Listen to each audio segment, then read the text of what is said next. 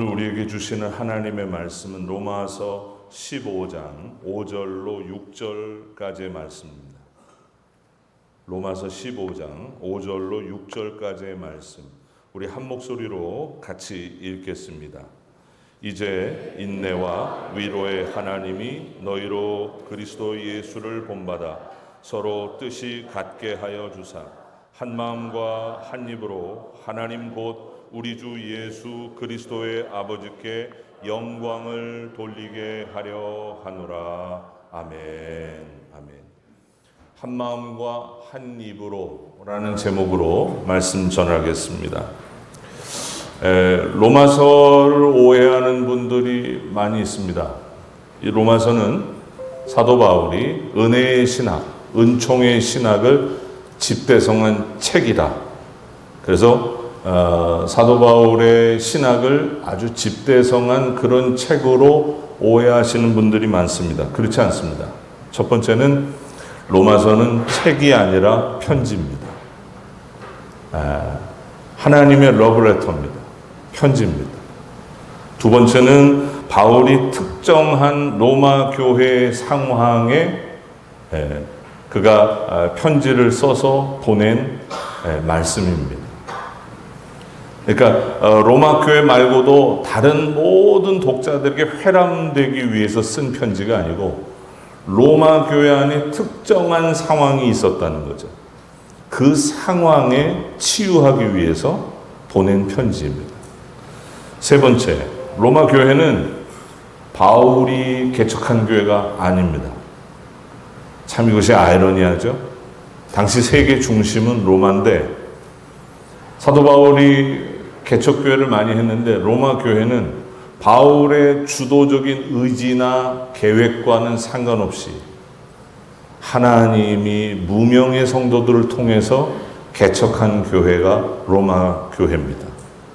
사도행전 2장에 보면 오순절 성령 강림 역사가 일어난 날에 다음과 같은 사실을 주지하고 있습니다. 우리 한번 같이 읽어볼까요? 사도행전 2장 10절, 11절 우리 세 번역으로 같이 읽겠습니다. 시작.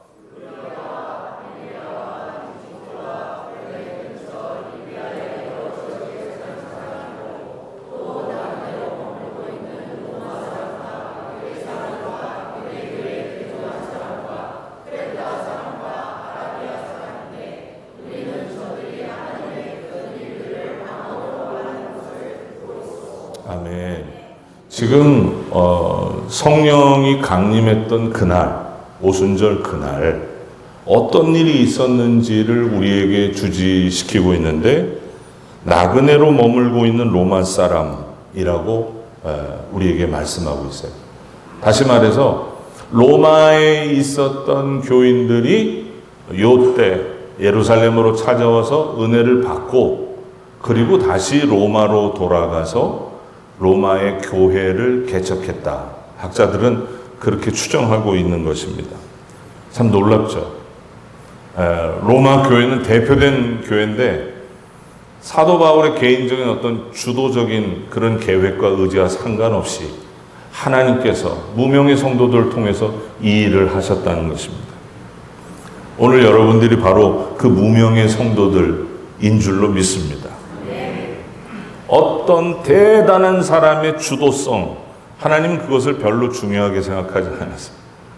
우리 모두의 그 무명의 작은 한 사람 한 사람을 통해서 하나님이 놀라운 역사를 일으키시는 거죠. 자, 이렇게 시작된 로마 교회는 처음에는 개종한 유대인들이 중심이었습니다. 그래서 로마 교회를 세운 거예요. 그런데 주후 49년 로마의 클라우디우스 황제가 칙령을 내립니다. 그래서 로마 안에 있는 유대인들을 다 추방시킵니다. 그래서 로마 교회는 유대인들이 다 쫓겨나가고 이방인들이 로마 교회를 섬기는 중심에 있게 됩니다.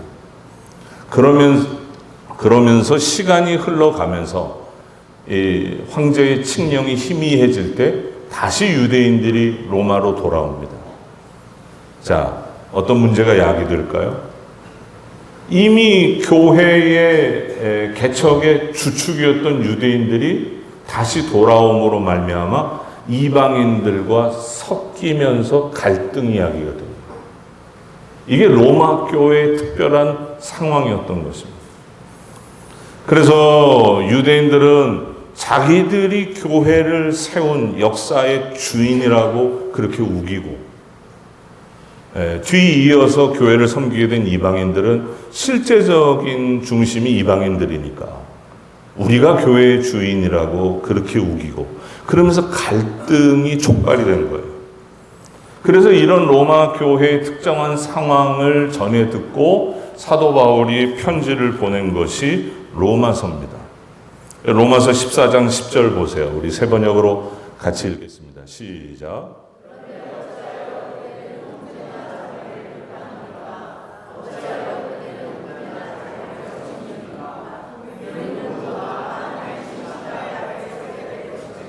아멘. 우리가 알 수가 있죠? 로마 교회 안에 이런 갈등이 있었구나. 또 한번 우리가 찾아볼까요? 14장 13절 세 번역으로 같이 읽겠습니다. 시작. 그러므로 이제부터는 서로 남을 심판하지 마십시다.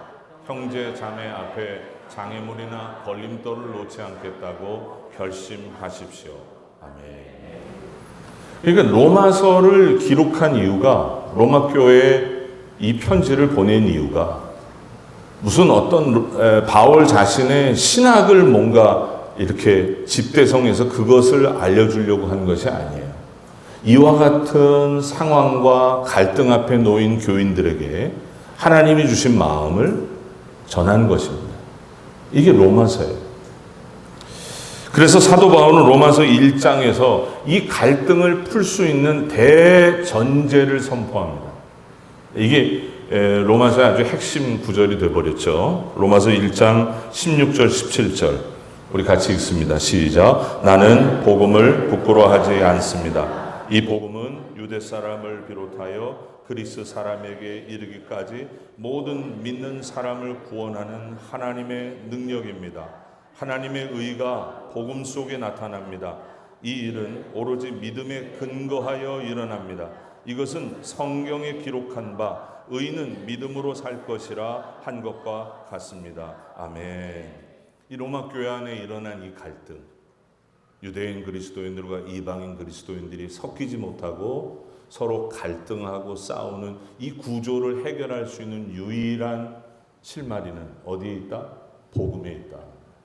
하나님의 은혜에 의한 복음으로만 가능하다 하는 것을 사도 바울이 아주 역설적으로 선포하고 있는 것입니다.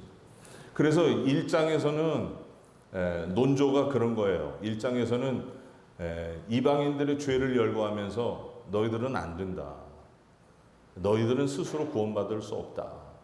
2장으로 넘어가면 그러면 유대인은 나으냐? 유대인 니네들도 안 된다.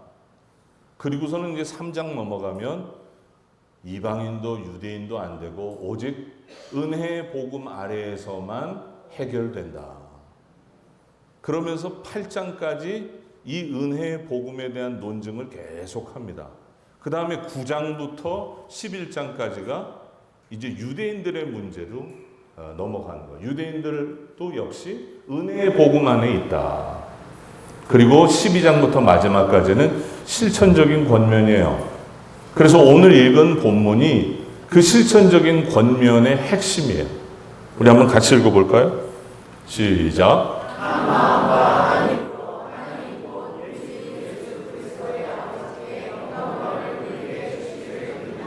아멘. 우리 한번 따라 하십시오.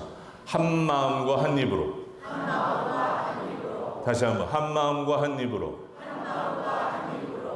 이게 오늘 설교 제목이에요. 저는 설교 제목을 정할 때 본문에서 끄집어내요. 그게 가장 안전한 제목이 되기 때문에. 한 마음과 한 입으로. 그래서 이 갈등하고 있는 로마 교회의 치유의 말씀을 전한 거예요. 그게 로마서의 주제예요. 저는 이 말씀이 오늘 통합된 석촌교회를 향하신 하나님의 레마의 말씀이라고 확신합니다. 오늘 우리에게도 이 음성이 우리 한 사람 한 사람에게 들려주시는 거예요. 한 마음과 한 입으로 성령 안에서 하나됨을 이루어라 하는 거예요. 여러분, 사람의 감정이나 판단은 믿을 수 철이라 땀을 많이 흘리잖아요. 그래서 오늘 양복을 좀 갈아입고 왔어요. 그래서 교회에 딱 도착했는데 세상에 양복 이 첫 번째 단추가 깨진 거예요. 그걸 모르고 제가 그냥 입고 온 겁니다. 그래서 이 단추가 반이 깨져 버렸어요. 그런데 이것 때문에 예배 전부터 예배 시작까지 이것 때문에 신경이 쓰는 거예요. 제가 키는 181인데 마음은 요만해요. 그래가지고 예배를 시작하는데 자꾸 이 깨진 단추가 신경이 자꾸 쓰이고 마음이 낙심이 되는 거예요. 그러면서 깨달았어요. 아, 그래, 인간이 이렇게 연약하구나. 사실 저쪽 뒤에 있는 교인들은 제가 이야기했기 때문에 주시하는 거지 얘기 안 했으면 알지도 못해요. 그런데 사람이 연약하기 때문에 이 작은 것에 자꾸 집중을 하게 됩니다. 어느 목사님이 시골교회 부흥회를 갔어요. 그래서 여러분, 시골교회가 부흥회를 자주 할 수 없잖아요. 강사님이 오랜만에 와서서 막 부흥회를 하니까 교인들이 너무 은혜를 받아요. 그런데 여러분, 설교자는요, 특별히 말씀에 집중하는 사람을 주목하게 돼 있어요. 오늘도 말씀에 집중하시기를 할렐루야. 네. 말씀에 집중하는 사람을 집중하게 돼 있어요. 이 시골교회 강사님이 오셔서 설교를 하는데 맨 앞자리에 앉아있는 여자 할머니 권사님이 그렇게 은혜를 받으셔요. 혼자 모든 은혜를 다 받고 그렇게 눈물을 흘리시면서 아멘 아멘 하시는 거예요. 그래서 목사님이, 강사님이 예배가 끝난 다음에 궁금하잖아요. 궁금하거든요. 오늘도 너무 은혜 받으신 분이 있으면 제가 나중에 물어볼 거예요. 그래서 찾아가서 물어봤대요. 아니, 권사님, 어느 부분에 그렇게 은혜를 받으셨냐? 그랬더니 이 권사님이 그러더랍니다. 목사님 얼굴을 보니까 며칠 전에 죽은 염소 새끼가 생각이 나요. 그 죽은 염소 새끼가 목사님하고 너무 닮아서 그게 너무 안타까워서 그렇게 눈물이 났다는 거예요. 그래서 제가 이 얘기를 듣고 설교 후에 목사님 은혜 받았습니다. 그 얘기를 그냥 믿으면 안 되는구나. 여러분, 사람 마음이라는 게 그런 거예요. 설교를 들으면서도 이 머릿속에 감정이 여러 가지거든요. 거기에 탁 걸리면 거기서 그냥 주저하고 있는 거예요. 우리가 그렇게 연약해요. 네, 다 연약한 사람들이에요. 다 마음이 유리장 같은 사람들이에요. 그래서 사실은 저 사람은 굉장히 강할 거야. 저 사람은 이런 얘기 안 해도 상처 안 받을 거야. 그렇지 않아요. 그래서 설명이 필요하고 소통이 필요하고 같이 마음을 나눠요. 여러분, 교인들이 별거 아닌 거 가지고도 싸워요. 여기 방배동에 우리 감리교회인데 아주 오래된 교회가 있어요. 근데 이 교회 교인들이 저 이북에서 내려오신 분들이 6.25 때 교회를 세운 거예요. 그래서 그 후손들이 계속 교회를 지키고 있는 거예요. 그래서 7월달, 8월달 되면 다 점심시간에 무조건 뭘 먹어야 돼요? 냉면을 먹어야 돼요. 냉면. 네, 냉면을 먹어야 돼요. 특히 평양 냉면을 먹어야 되는 거예요. 그런데 목사님이 새로 오셨는데 이렇게 보니까 교인들이 막 서로 뭐라 그러더니 싸움을 하더니 한 4개월 동안 싸우더라는 거예요. 그래서 도대체 뭐 때문에 그러냐 그랬더니 뭐 때문에 싸우게 됐어요? 평양 냉면에 고명으로 삶은 계란을 올려놓느냐 안 올려놓느냐. 제가 물어볼게요. 여기 혹시 이북 고향 관계 있으신 분한테 여쭤볼게요. 진짜 궁금해서요. 평양냉면에 고명으로 삶은 계란을 올려놔야 돼요? 안 올려놔야 돼요? 서로 안 맞잖아요, 지금. 제가 답을 드릴게요. 올려놓으면 먹으면 되고 안 올려놓으면 안 먹으면 됩니다.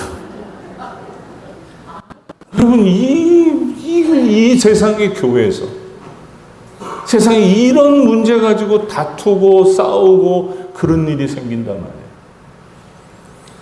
여러분 성경에는 이런 얘기가 없을까요? 우리 한번 찾아볼까요? 사사기 12장 6절. 우리 한번 같이 읽어요. 시작.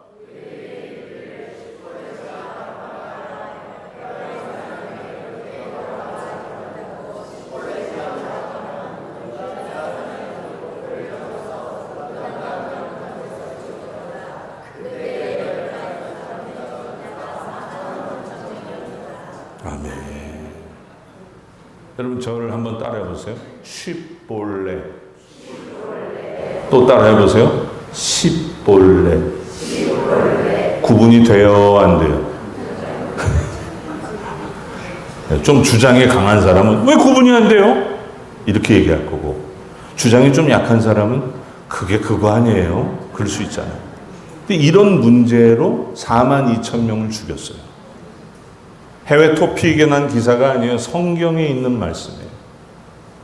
그러니 얼마나 인간이 죄인이냐 말이에요. 제가 부산에서 담임 목회를 했던 적이 있어요. 저는 서울 사람인데 부산에 가서 목회를 이렇게 시작을 했는데 부임한 지 한 3일, 4일밖에 안 됐어요. 밖에서 교인들이 막 싸우는 거예요. 그래서 무슨 일이 났나 나가보니까 얘기하는 거예요. 이해를 못 하셨구나. 경상도 말이 억양이 세다 보니까 싸우는 줄로 알았다, 그 말이에요, 제가. 네?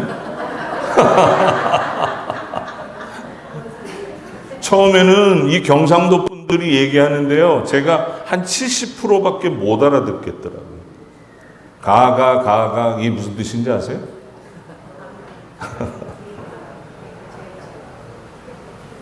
근데 이 경상도 분들은 된 소리를 발음을 못해요. 쌀을 살이라 그래요. 싸움을 사움이라 그래요. 근데 여러분 싸움을 발음을 못한다고 해서 42,000명을 죽인다고 생각해 보세요. 있을 수 없는 일이에요. 이런 일이 성경 안에 있었어요. 하나님을 섬긴다는 이스라엘 백성들 안에 일어난 일이에요. 우리가 결론이 뭐예요? 우리는 다 연약한 사람들이에요. 죄인이에요. 다 연약한 사람들이에요. 여러분 오늘 예배 시간 끝난 다음에 시험 들게 할 수 있는 얘기 딱 한마디면 돼요. 네. 집사님 손을 잡으면서 오늘 얼굴이 왜 이렇게 망가졌어? 끝나요. 그냥 별거 아닌 거 하나가 사람을 무너뜨리는 거예요. 그러면 우리는 이 갈등을 어떻게 극복할 수 있는가? 로마서 14장 3절에 아주 중요한 말씀을 주십니다. 우리 한번 같이 읽어요. 시작.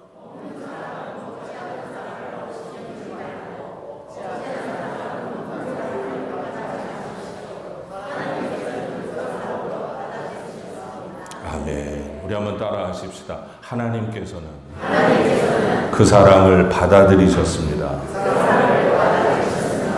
여러분 옆에 있는 사람에게 이렇게 축복하십시다. 하나님께서는 당신을 받아주셨습니다. 시작.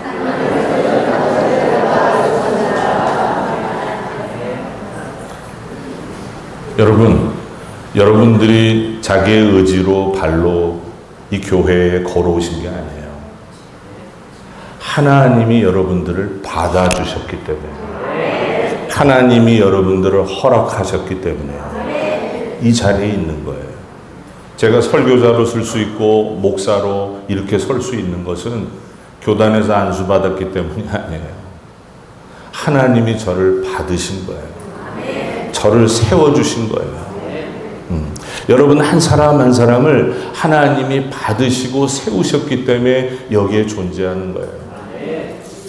이 믿음과 원칙을 잃어버리면 우리는 망가지는 거예요. 이 믿음을 꼭 기억해야 돼요. 그래서 다른 사람을 바라볼 때 다 처지와 환경이 다 다르잖아요. 상황이 다 다르잖아요. 불편한 마음이 있을 수도 있어요. 왜 저 사람은 저렇게 행동하지? 저 사람은 왜 저렇게 얘기하지?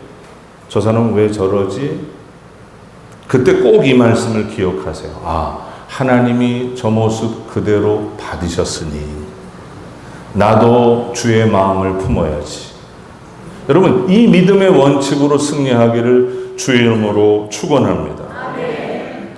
저는 오래전 영국 런던의 감리교 창시자 존 웨슬리 목사님의 유적을 방문했다가 큰 감동을 받은 적이 있어요. 이 웨슬리 목사님이 설교하셨던 채플을 제가 가보고 싶었어요. 근데 그 채플에 딱 갔다가 엄청나게 낙심이 됐어요. 왜냐하면 당시에 감리교인이 7만 명이었단 말이죠. 지금 세계 감리교에서 가장 크다고 하는 광림교회도 이렇게 모이지는 않거든요. 근데 당시에 웨슬리 목사님 당시에 감리교인들이 7만 명이었다. 그러면 채플이 얼마나 대단하겠나 기대가 됐어요. 그 채플에 갔어요. 이게 우리 석천교회 한 1.5배도 안 돼요. 아담한 채플. 한 450명, 500명이 겨우 들어갈 만한 아담한 채플이에요. 이해가 안 됐어요. 그래서 제가 설명해 주시는 그 영국 목사님에게 떠듬떠듬 영어로 물어봤어요. 아니 7만여 명의 당시의 교인들을 어떻게 이 채플에서 수용을 했냐. 그랬더니 그 영국 목사님이 저에게 웃으면서 이렇게 얘기를 해요. 목사님, 꼭 예배당 안에서만 예배를 드려야 하나요? 밖으로 나갔죠. 그때 딱 깨닫게 되는 거예요. 웨슬리 목사님은 예배당 안에서 가만히 있으면서 사람들이 들어오는 사람들에게 설교한 것이 아니라 본인이 예배당 밖으로 나아가서 예배당에 들어올 수 없는 가난하고 소외된 수많은 사람들을 향해서 달려갔기 때문에. 그래서 그 예배당이라고 하는 것은 베이스 캠프에 그냥 제한되어 있는 거고, 실제로 감리교회 운동은 영국 전역에서 일어났다고 말해요. 엄청난 감동이었어요. 근데 또 한 가지를 얘기하더라고요. 그러면 이 채플이 원래부터 지어져서 오래됐겠네요? 제가 얘기했더니 아니요.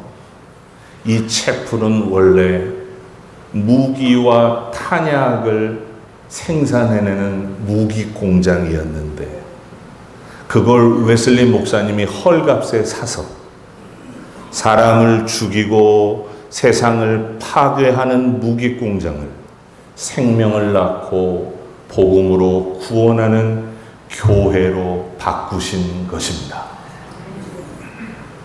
제가 그때 엄청난 감동을 느꼈어요. 그게 교회다. 사랑하는 성도 여러분, 우리 눈에 보이는 유구한 전통을 가진 석천교회, 113년 역사를 가진 석천교회, 이 석천교회의 건물로만 남아있는다고 생각하면 여러분, 우리 마음속에 안타까움이 있는 거예요. 그러나 그렇지 않고 이 건물로만 끝나는 것이 아니고 이 안에서 살아있는 예배를 드리고 부흥이 임하고 영혼을 살리고 치유하고 구원하는 성령의 역사가 성령 안에서 날마다 하나 된 주님의 교회를 세워가야 할 줄로 믿습니다. 그게 하나님이 교회를 세우신 목적이다. 저는 오래전에 미국 민주당 대통령 후보로 나왔던 흑인 제시 잭슨 목사와 그리고 백인 앵글로 섹슨 그 후대를 이은 듀카키스 의원이 대결하는 그것을 TV에서 보고, 그때 참 어린 학생이었는데 그때 제가 너무 감동을 받았어요. 이 제시 잭슨 목사가 져요. 그런데 나중에 승복하는 연설을 하는데 그 연설이 너무 감동이 돼서 제가 카피를 해도 지금 이렇게 설교 예화로 제가 적어놨어요. 그 부분의 일정 부분을 읽어드리겠습니다. 듀카키스의 부모 중 한 분은 의사였고 한 분은 교수였습니다. 그렇죠? 상류층이라는 거죠. 그러나 나의 부모는 하인이었고 경비원이었습니다. 듀카키스는 법률을 공부했고 저는 가난한 신학교를 졸업했습니다. 우리 두 사람 사이에는 종교, 지역, 인종, 경험, 무한한 차이가 있습니다. 그러나 미국이라는 나라의 진면목이 바로 여기에 있습니다. 듀카키스의 조상은 이민선을 타고 온 앵글로색슨족이고 저희 조상들은 노예선을 타고 온 흑인들입니다. 그러나 우리들의 조상이 무슨 배를 타고 왔던 간에 우리는 지금 미국이라는 한 배에 타고 있습니다. 미국은 한 가지 색깔, 한 가지 천으로 짜여진 담요가 아닙니다. 우리 어머니는 비록 가난하셨지만 좌절하지 않으시고 털헝겊, 실크, 방수천, 부대자루, 여러분들이 흔히 볼 수 있는 조각천들을 모으셔서 위대한 누비 이불을 만드셨습니다. 그것은 나를 따뜻하게 해 주셨을 뿐만 아니라 저에게 인생이 무엇인지를 가르쳐 주신 거룩한 이불이었습니다. 이제 우리도 여기 있는 듀카키스나 제시 잭슨, 저 역시 이른바 누비 이불을 함께 만들어 강력한 미국을 함께 만들어 갑시다. 그러니까 그 승자나 패자나 이쪽 편이나 저쪽 편이나 전부 스탠딩 오베이션에서 다 일어나서 박수갈채를 보내는 감동의 장면을 저는 청년 때 잊을 수가 없어요. 저게 미국의 저력이구나. 여러분, 우리 그리스도인들의 저력이 어디에 있습니까? 다른 데 있지 않아요. 우리는 다 연약한 자들이고 죄인들이에요. 그러나 우리를 강건하게 하시고 능력을 주시는 성령 안에서 하나 될 때 하나님의 놀라운 역사가 일어나게 될 줄로 믿습니다. 오늘 우리에게 주시는 주의 음성을 우리 한 목소리로 또박또박 같이 읽어보십시다. 로마서 15장 1절에서 2절 시작. 믿음이 강한 우리는 믿음이 약한 사람들의 약점을 돌보아 주어야 합니다. 우리는 자기에게 좋을 대로만 해서는 안 됩니다. 우리는 저마다 자기 이웃의 마음에 들게 행동하면서 유익을 주고 덕을 세워야 합니다. 우리는 자기에게 좋을 대로만 해서는 안 됩니다. 우리는 저마다 자기 이웃의 마음에 들게 행동하면서 유익을 주고 덕을 세워야 합니다. 이제는 우리 주 예수 그리스도의 크신 은혜와 하나님 아버지의 영원하신 사랑하심과 성령님의 감화, 감동, 축복하심, 우리는 성령 안에서 하나 돼서 하나님의 큰 부흥을 일으키는 위대한 결단을 하고 세상을 향해 나아가는 성도들 머리 위에 영원토록 함께 하시기를 간절히 축원하옵나이다. 아멘.